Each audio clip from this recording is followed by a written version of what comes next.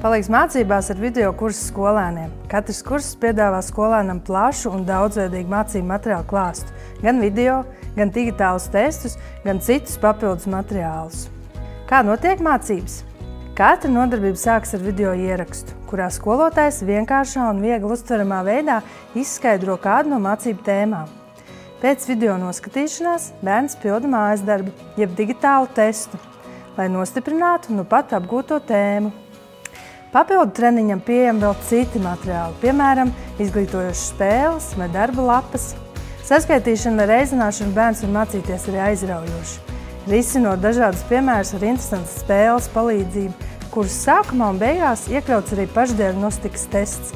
Tas ir lielisks veids, kas gan skolēnam pašam, gan vecākam dod ieskatu, kā bērnam veicas mācībās un kā rezultāti uzlabojušies pēc video kursa apgūves.